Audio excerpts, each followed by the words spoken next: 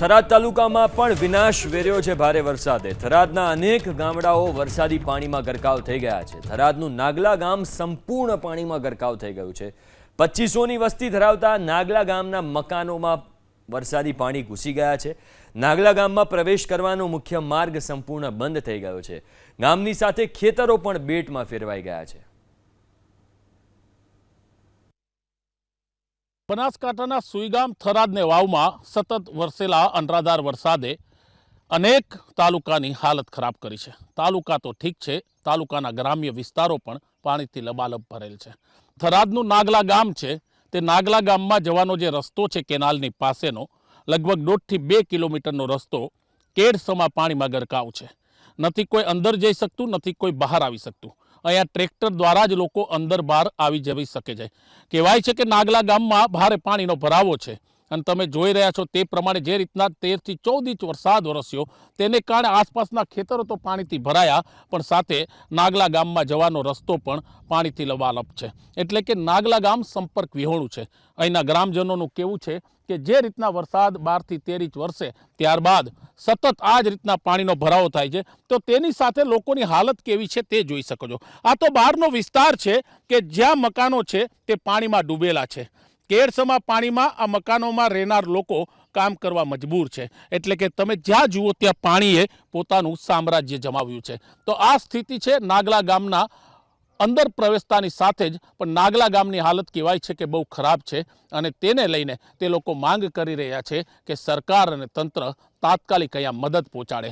કારણ કે છેલ્લા 36 કલાકથી આ જ રીતના તેઓ ખાધા પીધા વગરના, દવા વગરના અત્યારે ટ્રીટમેન્ટ માટે કહી શકાય કે લાચાર છે। અને લાચારની કોઈ દવા નથી હોતી, પણ તે કહી રહ્યા છે કે સરકારની જવાબદારી છે તો સરકાર પણ અહીંયા પહોંચે।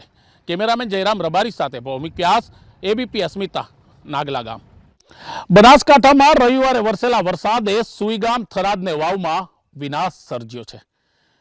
પરિસ્થિતિ એવી છે કે થરાદ પાસેનું આ નાગલા ગામ છે જે સંપૂર્ણ ગામ પાણીમાં ગરકાવ છે। 2500નું વસ્તી ધરાવતું આ ગામમાં કેડસમાં પાણી છે અને આ પાણી અચાનક આવ્યું, ઉપરથી વરસાદની આફત, તમામ ઘરો પાણીમાં ડૂબેલા છે। લોકોને પોતાના ઘરો બંધ કરી અને પોતાના જીવને બચાવવા બહાર નીકળવું પડ્યું છે। આખો તમે નાગલા ગામમાં આવવા માટેનો રસ્તો કહી દો કે જે તમે શેરી કહી દો, તે તમામ રસ્તાઓ પાણીમાં ગરકાવ છે। વીજળી, લાઇટ પણ નથી। આવક જાવક માટે માત્ર ટ્રેક્ટર એક સહારો છે। ગામનું મંદિર પર પાણીમાં છે। પરિસ્થિતિ જોઈ રહ્યા છો કે કાચા મકાનો તો હવે આ પાણીના પૂરની સામે ટક્કર પણ આપી શકે તેવી સ્થિતિમાં નથી અને મંદિર તમે જોઈ રહ્યા છો કે મંદિરમાં પણ પાણીએ પોતાનો કબજો જમાવ્યો છે। એટલે કે નાગલા ગામમાં કેડસમાં પાણી છે। અંદર આવવા જવા માટે ટ્રેક્ટર સિવાય કોઈ બીજો વિકલ્પ નથી। અમારી સાથે અહીંના કેટલાક સ્થાનિકો છે, તેમની સાથે હું વાત કરવાનો પણ પ્રયત્ન કરીશ। આપનું નામ? અગજીભાઈ દેવશીભાઈ પટેલ। અગજીભાઈ, આ પાણી ભરાયું છે, કેવી મુશ્કેલી છે ને શું સ્થિતિ? સાહેબ, મુશ્કેલી તો પાર વગરની છે।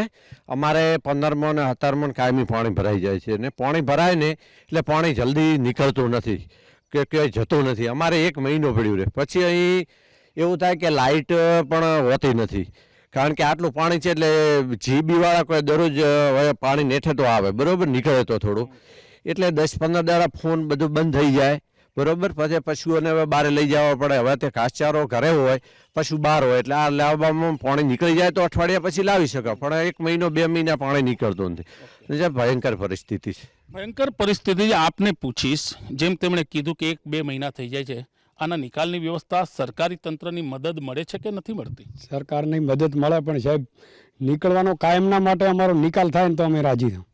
હા, કાયમના માટે નિકાલ થાય તો અમારા પરિસ્થિતિ ના આવે।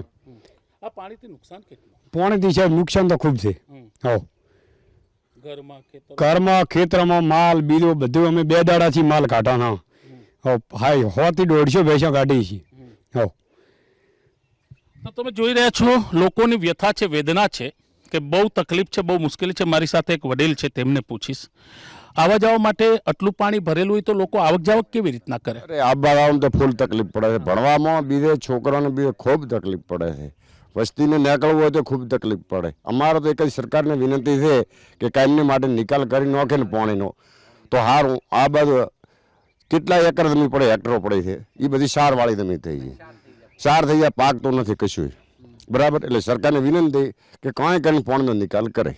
તો આ રસ્તામાં બીજે કોઈ બધી તકલીફ છોકરા ભણવા આવવામાં બીજે બધે એટસ્ટની મજા આવી જાય. ખેડૂતોને નુકસાન થયું. અરે ખેડૂતોને નુકસાન, મારે ખુદને 50 થી 60 બોરી હળી ગઈ છે, બગડી ગઈ, 4 બગડી ગઈ, બીજી વાત જ ક્યાં કરવાની બીજાને. હા, તો તે કહી રહ્યા છે કે ખેડૂતોને પણ મોટું નુકસાન છે. મારી સાથે એક યુવા છે, તેમને વાત કરીશ. કેટલા વર્ષથી આ તકલીફ છે? આ તકલીફ આમને આમ જ છે, આનો કોઈ નિકાલ નથી? આનો કોઈ નિકાલ નથી. 2015 થી તકલીફ છે આની. આ કોઈ કાયમી નિકાલ નહીં. મોટર મૂકીને કાઢે છે, કાયમનો નિકાલ થાય એમ જે કરે તો સરકાર. હા, કોઈ બીમાર પડે, કોકને તકલીફ થાય, દવાખાને લઈ જાવ હોય તો શું કરવાનું? કાઠું પરિસ્થિતિ છે. રસ્તા બ્લોક છે, એને ન મરી જાય એમ. બીજું એક હું પૂછવા માંગીશ કે ખાસ કરીને જોવામાં આવે છે કે આ વિસ્તારોમાં જ્યાં પાણી ભરાય છે અહીંયા ટ્રેક્ટર સિવાય કોઈ વિકલ્પ નથી. ના સાહેબ, ટ્રેક્ટર વગેરે તો બીજા તો સાધન ફસાઈ જાય. નાના સાધન તો અમારે હાલ ઘરે બધા પડ્યા છે, પણ ઉપયોગ કોઈ પાણીમાં થાય નહીં. એટલે અમારે ટ્રેક્ટર હોય ને તો ટ્રેક્ટરે જવરાય, ટ્રેક્ટર લઈને જવું પડે. એ છે કે ઊંડા પાણીમાં તો જાય નહીં. અને આ માર્ગો બધા જ વાવાઝોડાથી આવ્યા એટલે બધા માર્ગો બ્લોક થઈ ગયા. કોઈ લીમડા પડ્યા, બાવા પડ્યા, એટલે બધું અત્યારે તો પરિસ્થિતિ ખરાબ છે. તો આપે જોયું, લોકોનું કહેવું છે કે પાણીનો કાયમી નિકાલ થવો જોઈએ અને નિકાલ નથી થતો. તેને કારણે નાગલા ગામમાં ખેતરોમાં, ઘરોમાં મોટું નુકસાન છે.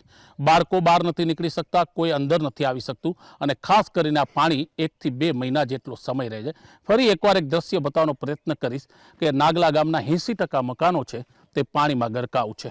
એટલે કે તમામ ઘરોની દિવાલો, તેના દરવાજાઓ ઉપર પાણીએ કબજો જમાવ્યો છે.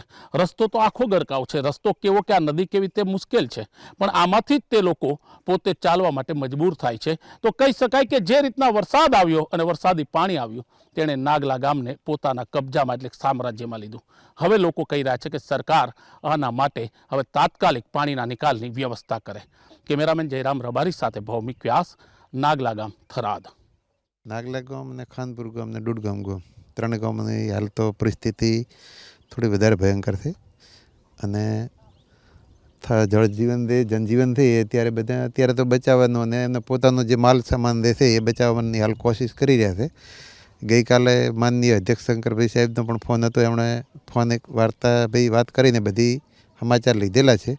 કાલે રાતે જિલ્લા કલેક્ટર સાહેબ અને જિલ્લા DDO સાહેબને પણ અહીંયા મિટિંગ ગોઠવીને બધે તાત્કાલિક અત્યારે અહીંયા બધે આખું તંત્ર એકદમ એલર્ટ ઉપર છે. જે રસ્તાઓ બીજા છે ત્યાં નર્મદા વિભાગવાળા અથવા તો માર્ગ મકાન વિભાગવાળાને એમને પણ રસ્તાઓ જે ખાડા પડ્યા છે ત્યાં બુરવા માટેની તરત જ એમણે ઓર્ડર આપી દીધા છે. લાઇટવાળા પણ આવા પાણીની અંદર જે છે ને એ પણ જ્યાં પણ લાઇટનો જે ફોલ્ટ હોય એ પણ એ મરામત કરવાના પૂરેપૂરા પ્રયાસો કરી રહ્યા છે. આજે સવારે હું આમ તો ખાનપુર ગામનો છું, મારું ખેતર અહીંયા આગળ છે. ખાનપુર ગામની પરિસ્થિતિ પણ થોડી વધારે છે ખરાબ.